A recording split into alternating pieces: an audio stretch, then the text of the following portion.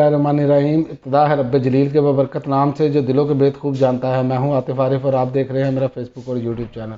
नाज़रीन, आज हम बात करेंगे रूमियों की कसरत और अरबों की किल्लत। इस पर भी नबी करीम सल्लल्लाहु अलैहि वसल्लम ने फरमाया, रूमियों से मुराद वो लोग हैं जिन्हें आज आप अमरीकी और यूरोपीय अक़वाम के तौर पर जानते हैं, और इन्हें रूमी इसलिए कहा जाता है कि ये हज़रत इसहाक़ अस्कर बिन रूम ऐसो बिन इसहाक़ बिन इब्राहीम अलैहिस्सलाम की औलाद में से हैं। यही वजह है कि इन लोगों को बनु अस्कर भी कहा जाता है। और हज़रत मस्तूर फहरी रज़ी अल्लाह ताला अन्हा ने हज़रत उमर बिन आस रज़ी अल्लाह ताला अन्हा से कहा कि जब क़यामत कायम होगी तो उस वक्त ईसाईयत की अक्सरियत होगी। हज़रत उमर रज़ी अल्लाह अन्हा ने कहा, ख्याल कीजिए आप ये क्या कह रहे हैं। उन्होंने कहा कि मैं तो वही कह रहा हूँ जो मैंने अल्लाह के रसूल सल्लल्लाहु अलैहि वसल्लम को फरमाते सुना है। हज़रत उमर रज़ी अल्लाह ताला अन्हा ने फरमाया कि अगर रसूल सल्लल्लाहु अलैहि वसल्लम का फरमान है तो बरहक है। इसका सबब ईसाइयों की 4 खूबियाँ हो सकती हैं। और उन्होंने फरमाया, ये लोग मैदान जंग से भागने के बाद नहायत सरत से अपनी हालत दुरुस्त कर लेते हैं, और ये लोग मस्कीन, ज़ईफ़ और फ़कीर के साथ बेहतरीन रवैया रखते हैं। ये लोग फितने के वक्त जज्बाती नहीं होते बल्कि तहम्मुल और बुर्दबारी से जायज़ा लेते हैं। आप देखें कि वो और ये बातें हकीकत हैं। आप देख लें, आप मगरबी, आप पिछले दिनों की मिसाल ले लें, फ्रांस में जो एक वो शुरू हुआ था एहतजाज, जिसमें आपने देखा होगा कि बिल्डिंगें भी लाई गई, लेकिन उन्होंने कैसे तहम्मुल और बुर्दबारी से का मुजाहरा करते हुए उस पर बाकायदा उन्होंने कानून साजी की और अब उन्होंने काबू पा लिया। उसकी वजह सबसे बड़ी यही है।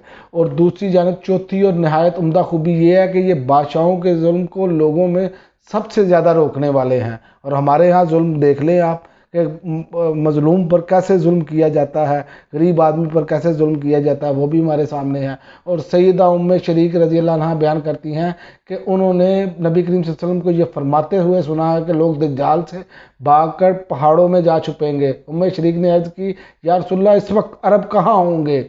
क्या वो दज्जाल का मुकाबला नहीं करेंगे? तो नबी करीम सल्लल्लाहु अलैहि वसल्लम ने फरमाया, अरब इस ज़माने में बहुत कम तादाद में होंगे। ये भी कहा गया कि रसूलुल्लाह सल्लल्लाहु अलैहि वसल्लम के अल्फाज के रूमी इस वक्त सबसे ज़्यादा होंगे। और इस बात की तरफ इशारा है कि अहले यूरोप की ज़बान अंग्रेज़ी इस वक्त बहुत बोली जाएगी और लोग अरबी ज़बान को छोड़ देंगे। बाज़ अहले इल्म ने कहा कि जो शख्स अरबी बोलता है वो अरब है, और जो भी शख्स सहरा और नशीनी इख्तियार करता है वो बद्दू है, ख्वाह वो अजमी ही क्यों ना हो।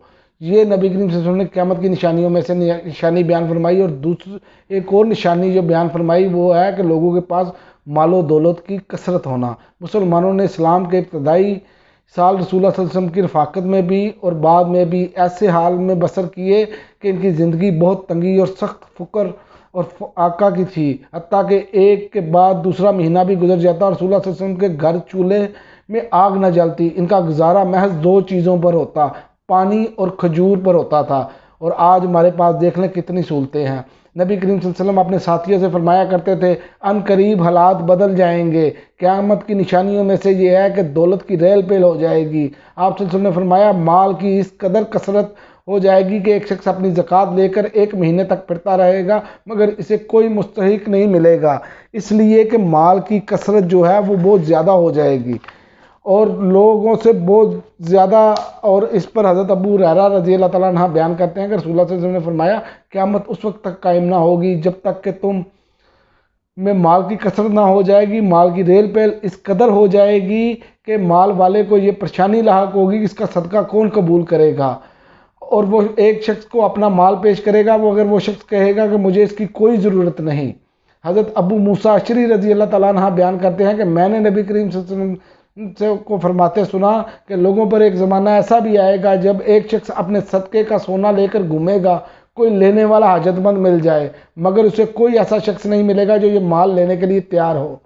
और ये अहले इल्म में इख्तलाफ है कि ये लामाते क़यामत वाक़या हो चुकी हैं या नहीं। कहा जाता है ये लामाते जो है वो सहाबा इकराम रज़ी अल्लाह ताला अन्हु के ज़माने में वाक़या हो चुकी हैं, जब इन्हें बड़ी बड़ी फतवात हासिल हुई और फ़ारिस और रूम की गनीमतें इनके पास आई। इसके बाद हज़रत उमर बिन अब्दुल अज़ीज़ रहमतुल्लाह अलैह का अहद मसूद میں مال کی اس قدر فراوانی ہو گئی کہ ایک شخص اپنا صدقہ پیش کرتا مگر کوئی ایسا شخص اسے نہ ملتا جو اس کے مال کو قبول کر لیتا، حتیٰ کہ ایک شخص کسی کو بظاہر محتاج سمجھ کر اس کو مال و پیش کرتا تو مگر وہ کہتا کہ مجھے اس مال کی کوئی حاجت نہیں۔ اور دوسرا قول یہ ہے کہ یہ علامت آخری زمانے میں واقعہ ہوگی۔ نبی کریم صلی اللہ علیہ وسلم کا اشارہ دراصل حضرت امام مہدی کے ظہور پر ہے اور کے زمانے کی طرف ہے۔ اس دور میں حضرت مہدی جو ہیں وہ لوگوں میں جھولیاں بھر بھر کر گنے بغیر مال تقسیم کریں گے، اور اس لیے کہ مال کی کثرت اور بہتات ہوگی، زمین برکات و معدنیات اگلے گی، حتیٰ کہ اس کے پیٹ سے سونے اور چاندی کے ذخائر برآمد ہوں گے۔ حضرت سعید جریری ابو نضرہ سے بیان کرتے ہیں کہ انہوں نے کہا کہ ہم حضرت جابر رضی اللہ تعالیٰ عنہ کے پاس بیٹھے تھے کہ انہوں نے بیان فرمایا کہ رسول اللہ صلی اللہ علیہ وسلم نے فرمایا کہ میری امت کے آخری زمانے میں ایک ایسا خلیفہ ہوگا جو لوگوں کو دونوں ہاتھ بھر بھر کر مال عطا کرے گا اور اسے گنے گا نہیں۔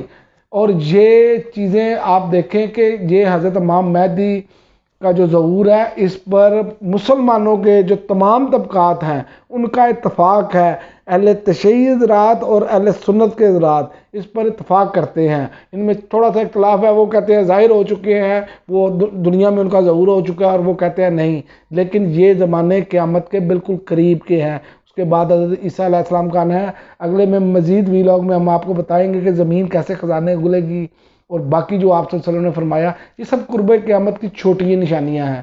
پھر یہ سلسلہ ایسے ہی چلتا رہے گا، پھر آپ کو بڑی نشانیاں جو نبی کریم صلی اللہ علیہ وسلم نے بیان فرمائی وہ بھی اگلے ویلاگز میں بتائیں گے۔